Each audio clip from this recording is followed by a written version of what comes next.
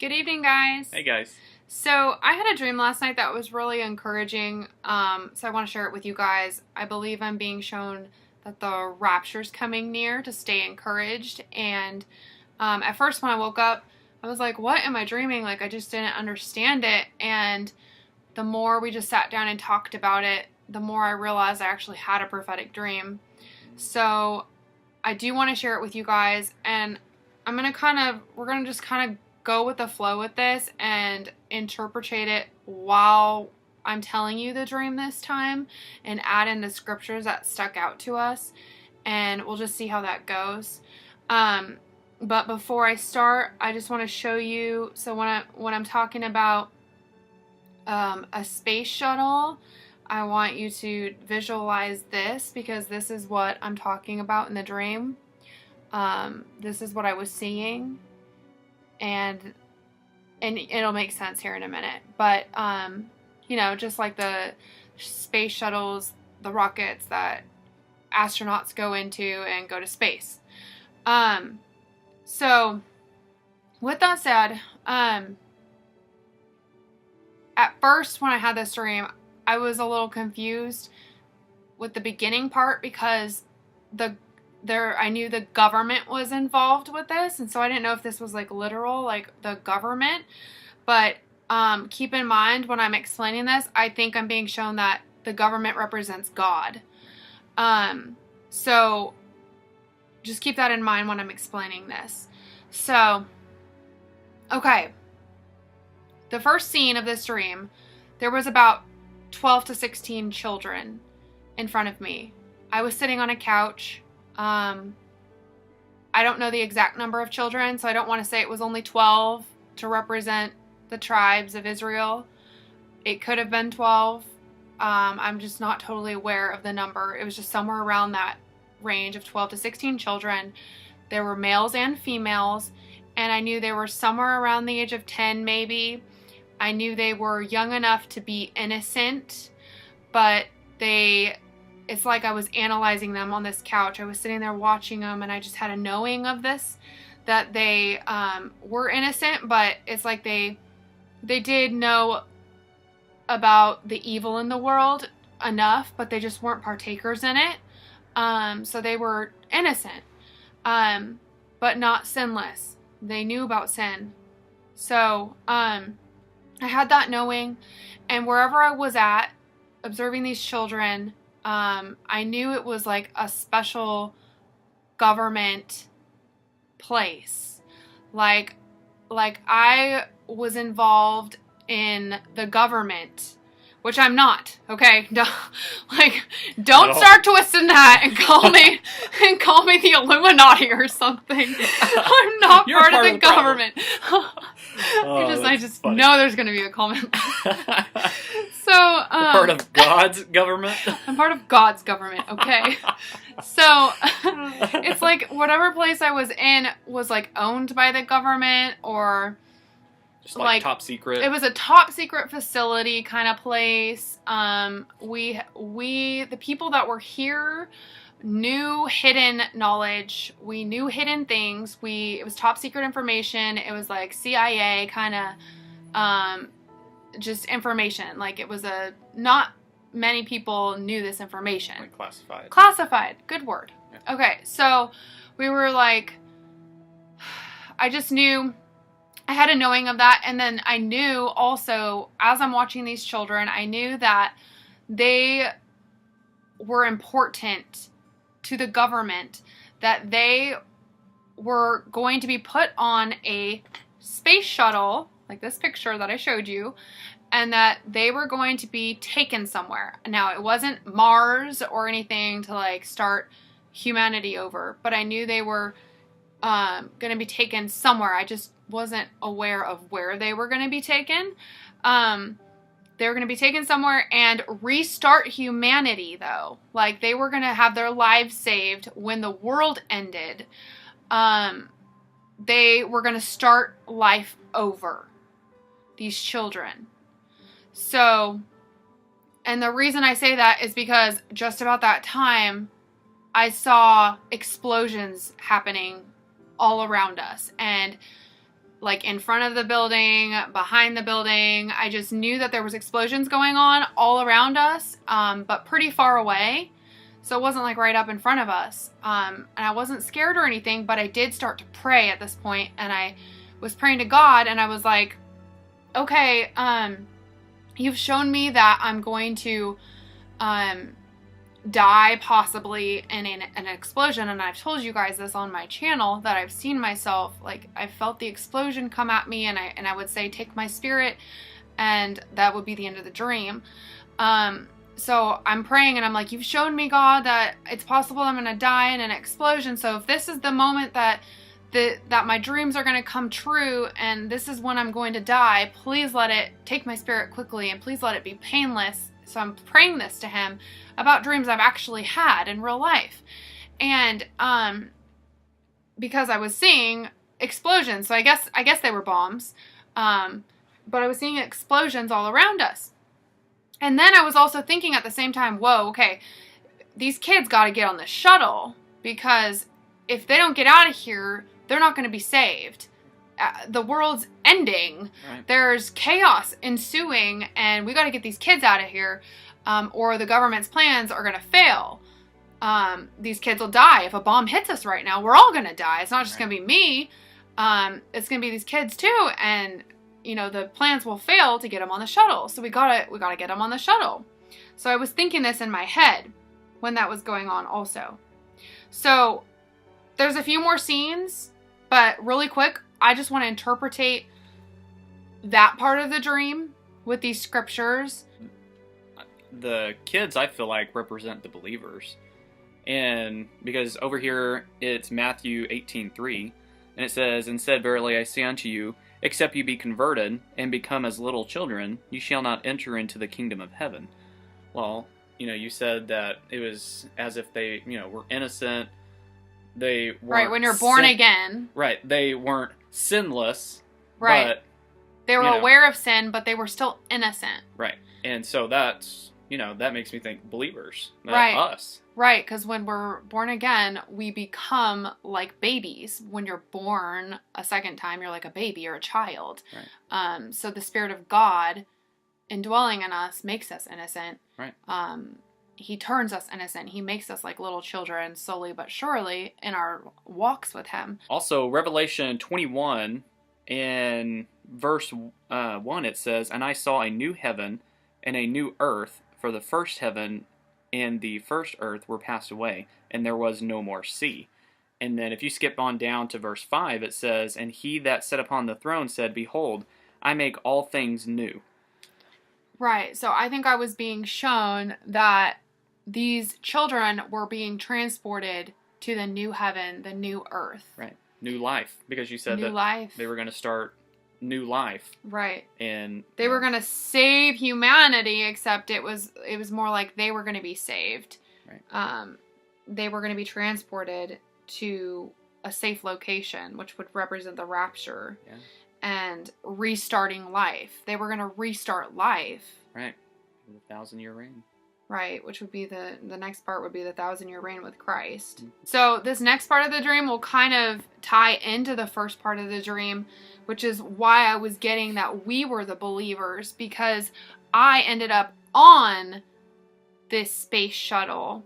Now, the best way I can describe this is like, okay, if you're at a ride at like Jurassic Park or something, the ride will have seats in it. And then the outside of it will have like a design, like maybe you'll be sitting in like a ride that looks like a dinosaur. So it kind of looked like an amusement park ride, but the ride looked like a space shuttle. So it looked just like the picture I showed you guys. And we were sitting in it. And the only difference is this shuttle wasn't like actually lifting off and going into space. It was on wheels, so it was kind of like just like a bus. Yeah, like a bus, like those big charter buses. Yeah, it was like a big, a fancy charter bus is how I would describe it, especially on the inside. We were totally covered, so the windows were tinted, and it was just really nice on the inside and comfortable. So I was sitting in this bus, and we were driving I don't know where we were. It was in a city. There was a lot of people outside, and I think those people are representing the world.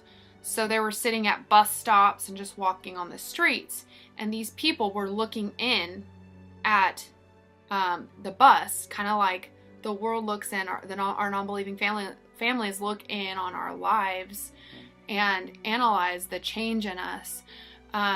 I felt like that's what they were doing. They were looking in, and they knew something was peculiar. They knew something was special and different, and they looked up to us. These people outside of the bus were looking up to us in the bus, and it kind of made me uncomfortable. It made me uncomfortable, and I'm sitting there, and I was thinking these thoughts, like, again, it's like a knowing, like, I just had information and like a download into my mind. But I was sitting in this bus, and I was thinking about how the first part of the dream, how the people in this bus had a special knowledge, how we were part of the government, like the government access, classified, high up, high ranking. Not many people. It's like we were part of the government, like literally on the, I don't know the right term, but like the cabinet or something. Right. Like you're just high up in government or something, right. And you know things that just normal people wouldn't know. Right. So it goes back to the classified. It goes back to the classified stuff. So I was sitting there actually thinking that, and I knew that these people outside the bus kind of knew that. Like we had hidden manna. That's what I'm gathering. And that's why I'm associating those children with us believers, because I ended up on that shuttle, and I knew that we had some kind of like access to the government, and that's when I started going, wait a minute, this government isn't like literal. Mm-hmm. This is for you Illuminati people. This isn't a literal government, but right. This is God. Like we have connection. We have a connection to God now, right, because of what Jesus Christ did. Right. He tore the veil, and now all believers in Him have that access to God, that hidden manna. Right. So, what scripture do you think about with that? It was 1 Peter in chapter 2, verses 9 through 10. But ye are a chosen generation, a royal priesthood, and holy nation, a peculiar people, that ye should show forth the praises of Him who hath called you out of the darkness into His marvelous light.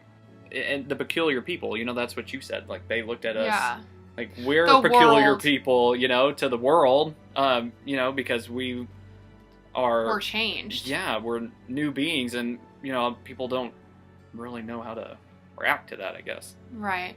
So I think that's just really neat how that ties in. Right. Peculiar people. Right. That's what you saw. Yeah.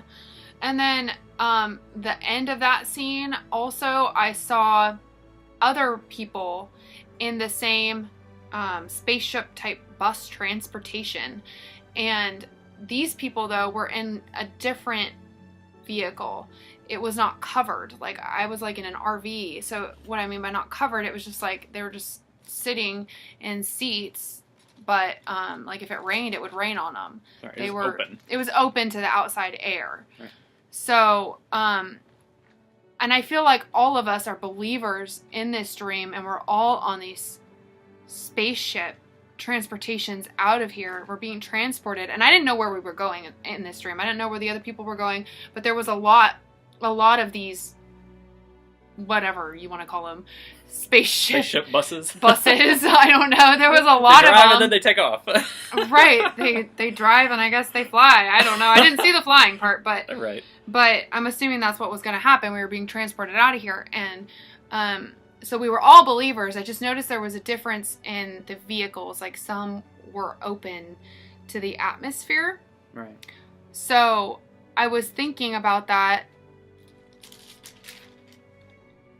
and the meaning behind that, Did you want to read it? Yeah, and it goes into Matthew 13, verse 8. But other fell into good ground and brought forth fruit, some 100-fold, some 60-fold, some 30-fold. So if we know that the seed planted is planted by Jesus, he's the sower in these parables, and that the seed sprouts some 30-fold, some 60-fold, some 100-fold. That means that some seed is going to be smaller than others, some's going to be bigger than others, some's going to produce more fruit than others. So it's not that they're not saved. All the seed is saved. They're all children of the kingdom. It's just some of us are going to be flourishing more, and and it comes down to each day. Sometimes we are the seed that's only 30-fold. Some days we're the seed that's 100-fold. Right. So it's just a matter of, it's like keeping, like, you want to strive for the 100. We want to strive for 100 every single day, and that's the relationship with God. That's our relationship with Christ. And sometimes we do fall short, but it's just showing that, you are showing there's enclosed, there's unenclosed, but everybody's there. Right. Everybody's getting taken out. Right. Some of us might have not had, I just feel like, there's a lesson in obedience to God. Right. When we're obedient and we're a willing vessel, we are blessed in our lives. So, like I said, not every day are we all going to be a willing vessel. I know there's many days where I'm kicking and screaming, and I don't want to be that vessel. Right. So there's some days when I only reap the fruit 30-fold, and there's other days when I'll reap 100-fold, and God's speaking to me more. The point is, the closer you are to God, and the more you seek Him, ask and you'll receive. The more we're seeking Him, the more we're going to hear Him. Right. And there was a scripture that I wanted to say real quick, Deuteronomy 28, starting in verse 1. And it shall come to pass, if thou shalt hearken diligently unto the voice of the Lord thy God, to observe and to do all his commandments, which I command thee this day, that the Lord thy God will set thee on high above all nations of the earth, and all these blessings shall come on thee, and overtake thee, if thou shalt hearken unto the voice of the Lord thy God. So if we seek his voice and we observe his commandments, and we seek after righteousness, and we seek the Lord, he will rise us up. He will bless us, and these blessings will overtake thee. And it really just comes down to seeking the Lord in everything we do, listening for his voice, obeying his voice. That's a big thing. Right. Like, it goes back to what you said, be a willing vessel. Yeah, be a willing vessel, because not every day are we all willing vessels. And if we're not a willing vessel, we'll notice the lack of the Spirit that day. Right. Everybody does. If you're not listening to him and seeking him, you're not gonna feel him. You're not gonna hear him. Right. So it comes back to that seeking and willingness. And it says his blessings will overtake us. Like, we will be blessed. And I think that's up for interpretation, because there's a lot of prosperity gospel out there that will sit there and tell you that blessings are in the form of a Ferrari. Right. His blessings, in my opinion, are joy and happiness and peace and communication. Right. And we're having a relationship. Like, that's the blessing. It is. We're having a relationship with God. We have hidden manna. Yeah. That the rest of this world doesn't have. We have a spiritual creator that speaks to us. How is that not the blessing? Like, that is a blessing. It's a blessing in itself. I don't need a Ferrari. I just want God to talk to me. That's just... Right. I just want a relationship with Christ. That's it. Right. I just want him to, take care of me and show me things. And, we have the Creator on our side. We know hidden things. We have hidden manna. Mm-hmm. So the more you seek him, the more covered you're going to be. That's what I think I'm being shown. Some of us are saved and we're going in the rapture. They're just not as covered. And that comes from a willingness in our own lives to seek God. So I think it's a good lesson that if you're listening to this, are you producing 30-fold, 60-fold, or 100-fold? And your fruit production comes from the Holy Spirit. So it's not of your own works. It's Him working in you. So I think it's a lesson for us all to make sure that we are that willing vessel and we are producing that fruit 100-fold. And if we are willing to work in His kingdom, He's going to give us hidden manna. He's going to take care of us more and bless us more with a covering than, open to the wind and the rain. Yeah. Exactly. And then there was one other part of the dream that I wanted to explain, and I think I'm being shown that we're boarding the ark, and that's the most exciting part about this. And it had nothing to do with space shuttles in this part. What I saw was like a log fence made out of wood, and this fence just went on and on and on and on and on. And I don't know where we were. We were outside somewhere, and there was just hundreds of animals. And I want to say it was like the larger animals, like camels. I definitely noticed camels, and I noticed like cows or like rhinos, maybe like just big mammals. And I know there was people around, but I didn't like zone in on the people so much. I just noticed like a massive line of animals. There was hundreds of animals, and they were all in like not single file, but like there might have been like, well, maybe there was two. Like there's about two, maybe three, but like two next to each other. Wow. So and that's what the scriptures say when you're boarding Noah's Ark. He boarded, male and female. Yeah. So I want to say it was probably about two, not single line, but and I couldn't see because of trees, and there was like grassy hills in the distance. I couldn't see where they were going. I couldn't see the final destination, but I knew that this path was going through the trees and around this grassy hill, and so I knew that that's how long this line was. There was tons of mammals that I couldn't even see, and probably people. Like I said, I noticed maybe a couple of them, but I didn't zone in on them. So I got in line, and I got in line behind these big mammals. Like their butts were in my face. Like I don't know what they were, but and then like we're walking, and somehow my vision changes to like a room, and I see my dog in there, and her name's Riley, which is why my channel, you guys always ask that, which is why it was Rye, because when I first started, just had a YouTube just for the heck of it, I named it Rye because of her. Anyways, her name's Riley, and so I'm like, Riley, come here. And so, it didn't make sense. I'm like outside in a line.